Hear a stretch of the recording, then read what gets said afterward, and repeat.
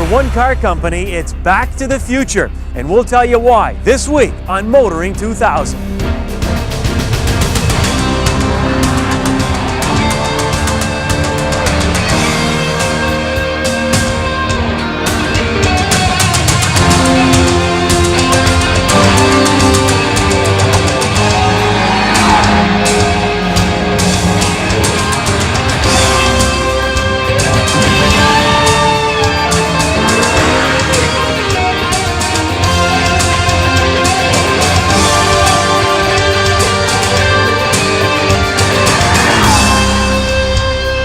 TSN's Motoring 2000 is brought to you by Quaker State Motor Oils, formulated for the vehicles you drive and the way you drive them, and Midas Car Care, the way it should be.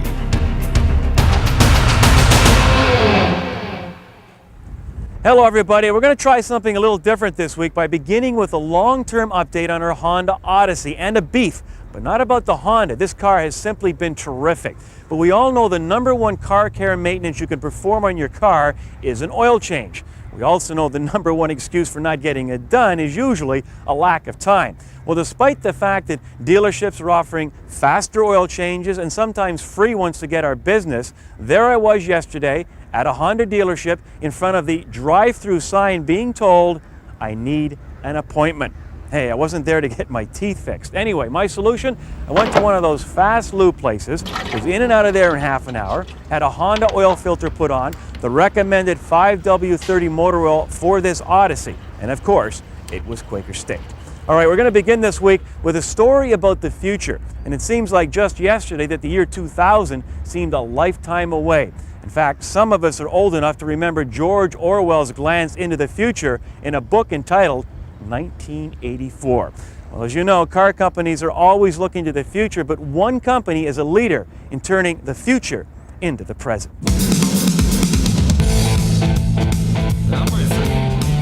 Along with showcasing today's new cars, car shows like the Detroit Auto Show have become the stage for the concept vehicle and a look into the future.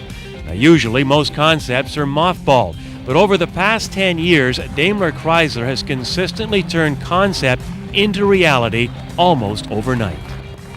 I think for us at Chrysler, the concept cars have become very significant. When you look at cars that have made it to production, you take a look at the Neon became the Neon, the Viper made it in its entirety, the Prowler became the Prowler. And I think, when you look at design and you look at how it adds value, good design generally adds value faster than it adds cost. If the customer can see something that is remarkable about your product, or they can see something that's somewhat different or differentiates it in a way that they feel positive about, then generally that's adding value, and that may be a little bit different than a competitor. So those are things that we're always looking to try to do, and it's very difficult. Difficult, yes, but it's work. But why Chrysler? I think it's the people. I think it's Eaton. I think it's Gale.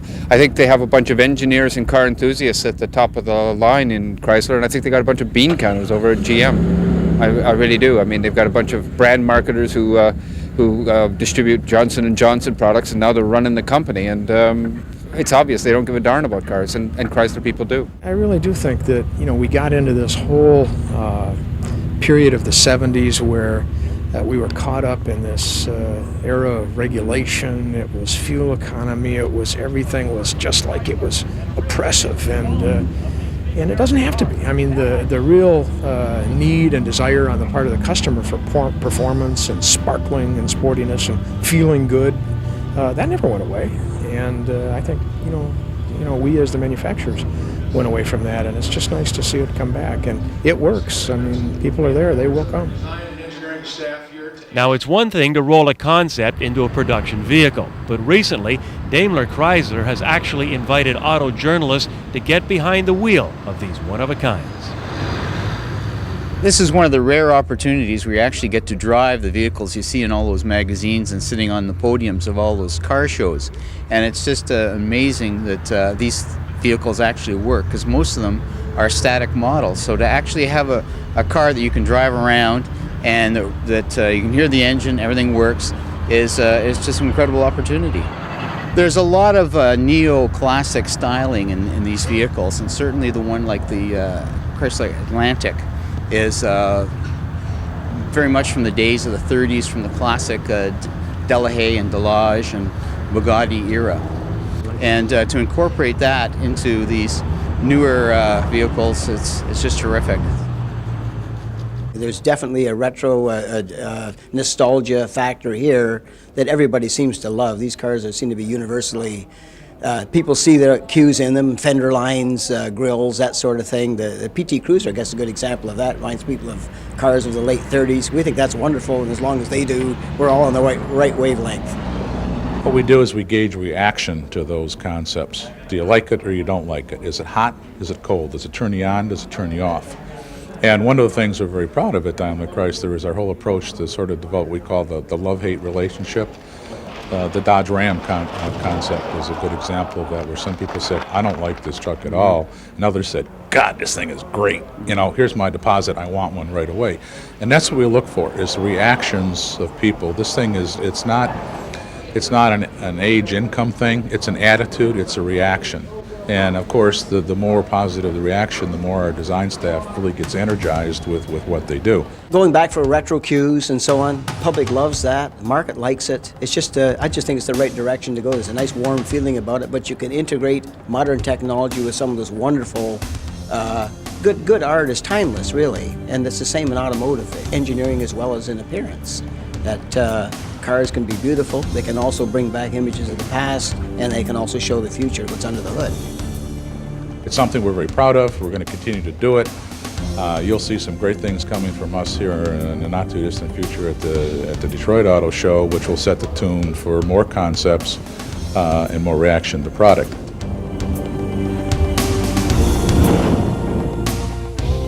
I've just driven the future, and it's got a Chrysler badge on the hood. That's coming up later on Kenzie's Corner.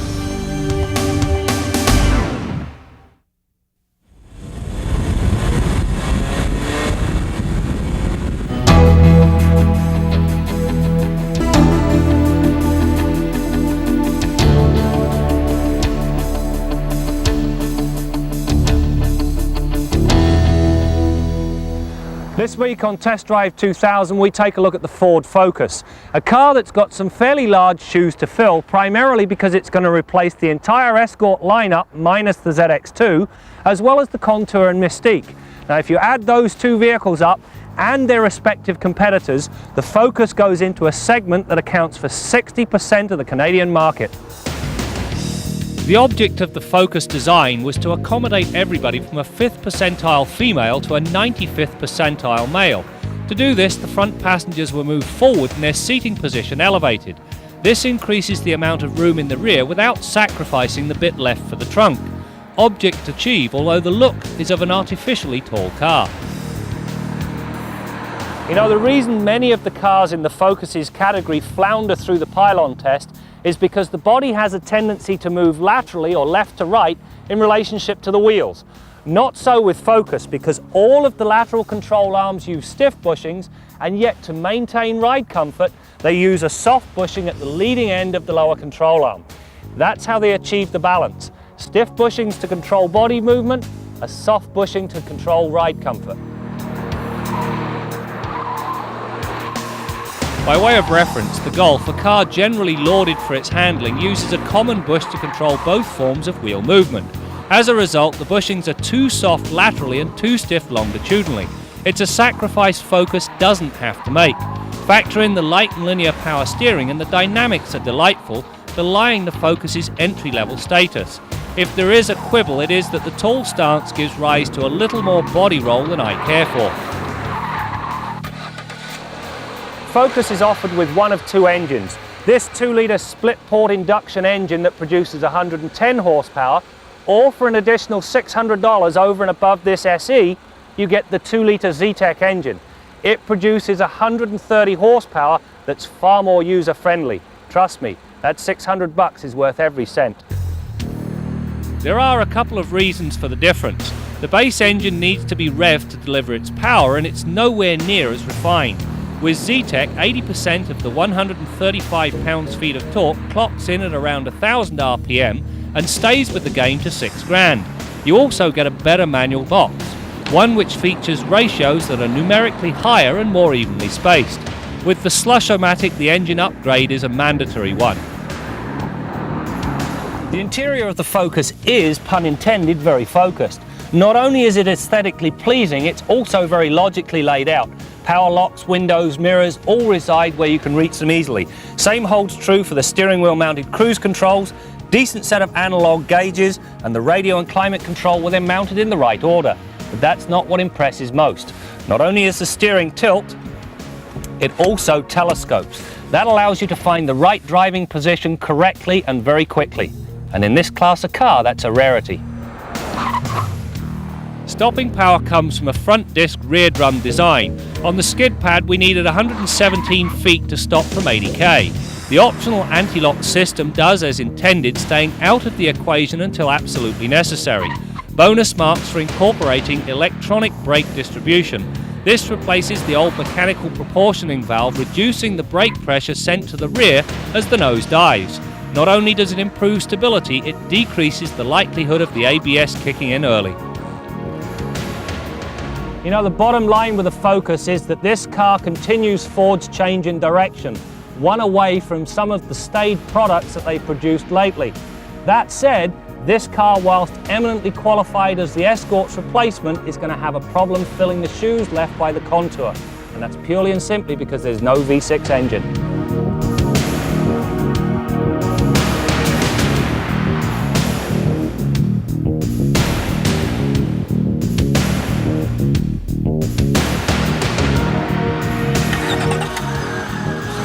Our Midas tip of the week concerns service intervals or the frequency at which you maintain your car. If you get out your owner's manual, in most cases you're going to find a couple of charts in the back that describe the type of maintenance you should do. There's usually two charts, one for normal service and one for severe duty service. If you read the parameters that describe severe service, in all likelihood you're going to find that most types of Canadian driving conditions fall under severe service. And if they do, if your operating conditions fall under that, you're going to have to do more maintenance. Honda, for example, in this manual calls for an oil change once a year every 12,000 kilometers under, quote, normal conditions. But under severe service, an oil change every 6 months or 6,000 kilometers. Also, replacement of filters, tire rotation, wheel alignments, these can all be affected by the type of driving you do. Categorize your driving and make sure you're doing your maintenance accordingly. That's your Midas tip of the week.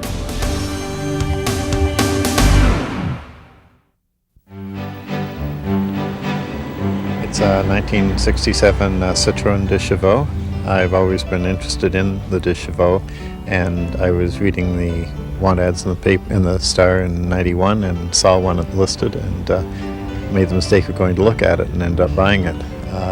The person I bought it from had imported it from the US. It was originally sold in Belgium.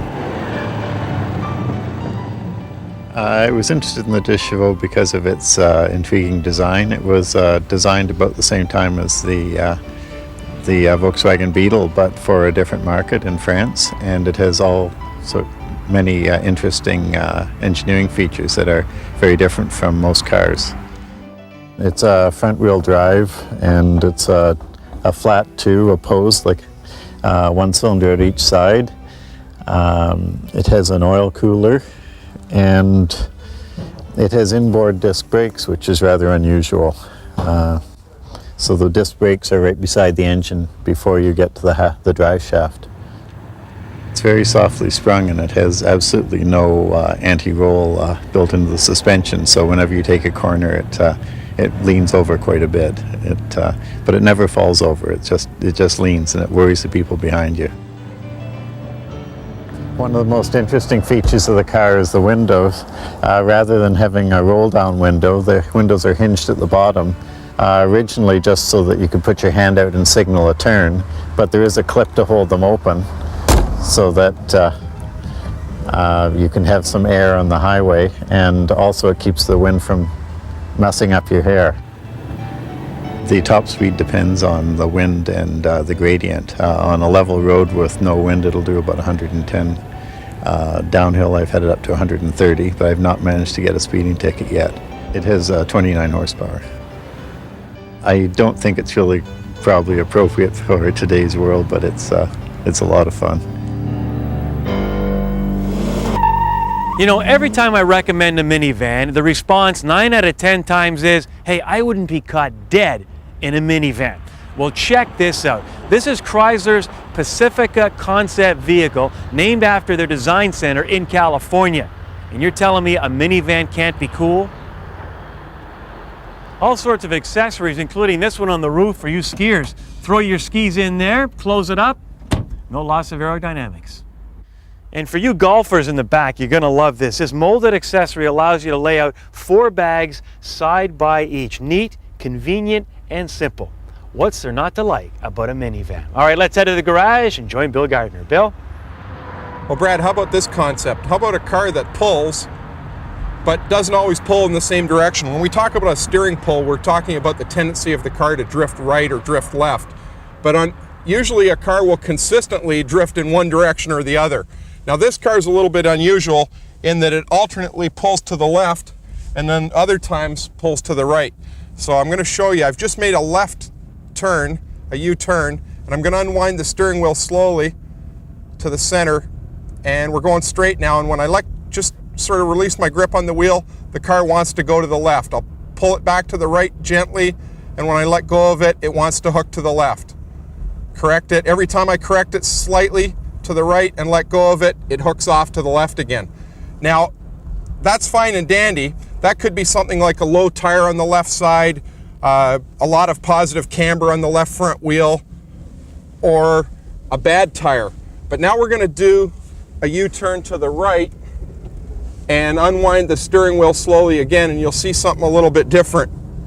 And what's going to happen is we've just done our right turn, and now when I unwind the steering wheel and let go of it, it wants to go to the right and consistently to the right. And that's what I'd call a moderate pull. It's trying to get over to the right every time I let go of it.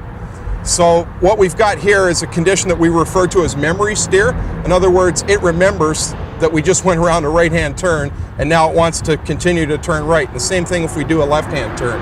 Now it's an interesting kind of problem because it's something that quite a few front-wheel drive cars are starting to exhibit as they get higher mileage.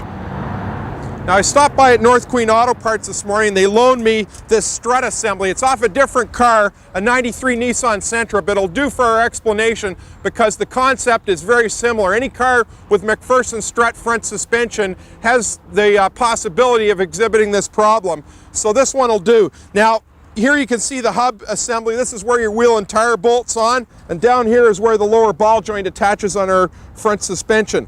There's the spring that supports the weight of the vehicle, and inside is the shock absorber or strut. And at the top of the assembly is a thrust plate here that bolts into the inner fender, up at the top of the inner fender. And this thing should rotate smoothly and freely. This one does, but on our 92 LeSabre, it's turning very rough. It's partially seized, and when we turn the steering, we're actually twisting this spring. We're winding it up like a barber pole, and then it's releasing and trying to fight its way back in the direction we just went. And when we turn the steering in this LeSabre, first thing in the morning, there's actually a twanging sound, and it's the sound of the spring winding up and releasing. It makes a kind of a twang-twang sound as you turn the steering. Now, this one turns nice and free. This one would work fine. But what we're going to have to do on the LeSabre is compress the coil spring and remove this plate and get it freed up or replace it in order to correct the problem. The price to do that job will vary from one car to another, but in any case, if you've got tightness in the top of this strut assembly, it's apt to have this memory steer condition where it alternately pulls right or pulls left until you fix it. I'm Bill Gardiner for Motoring 2000. If you're big into cars, check out motoringtv.com. And while you're at it, download a copy of Autopilot. Autopilot software searches out the matches to your automotive interest and makes the most of your online time.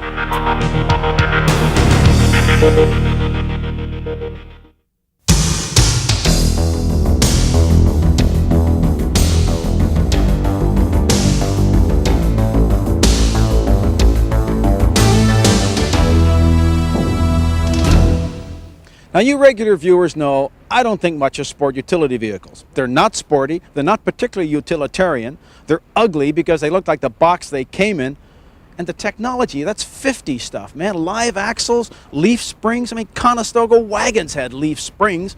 They got pushrod V8 motors. They get about 4 miles per gallon. They have no brakes, and they ride like trucks, because that's what they are. Now, people say, well, I like the way I feel in my sport ute. I like the four-wheel drive. I like the high seating position. Well, check out this little puppy. It's got a nice high seating position because it's got gigantic wheels and tires that lift the car off the ground, a nice high roof line so the seat's another inch or so off the floor. It's got four-wheel drive because it has 2 engines. It's got an electric motor driving the front wheels and a V6 gas engine that drives the rear wheels. Driving in town, you shut off the gas motor and you're driving pollution-free. That, my friends, is modern technology. There's lots of room for 4 people and their luggage. And look at this thing. It's gorgeous. Now, this is the Chrysler Citadel. It's a one-off concept car that Chrysler has built just to test the market. I think it's absolutely sensational. Now, Chrysler has a huge investment in conventional sport utes because, of course, they own the Jeep brand. Trust me, that's yesterday. This is tomorrow. Chrysler, build it, and they will drive. I'm Jim Kenzie. Well, if you're in the market for a sport utility, you might want to hang on just a little longer for this new Jeepster. I mean, along with a V8 that pumps out 275 horsepower, it comes with what I think is one of the coolest instrument clusters of the bunch. Even comes with its own GPS. Now, if you want to go off-roading, it's simply a matter of pushing a button and the suspension rises about 5 inches for some serious rock climbing. It could be called the off-roading Prowler. Remember, once upon a time, the Prowler was also just a concept, like the Jeepster. That's it for now. We'll see you next time out as we continue to bring you more stories about cars and the people who drive them. Who's going to buy it? Strivers, achievers, entrepreneurs, people who want something a little bit different with a lot of class and refinement and lots of power. I'm very excited about this new car, I think, and we're around cars all day long, as you say, and this car really gets me pumped up. I love it. Muffy and I are here to pick up our Cavalier. We dropped it off this morning. What do I owe you? Comes to $1,500. $1,500? You said it would be like $200. Well, since you didn't ask for a written code, I figured the cost wasn't important. TSN's Motoring 2000 has been brought to you by Quaker State Motor Oils, formulated for the vehicles you drive and the way you drive them. And Midas Car Care, the way it should be.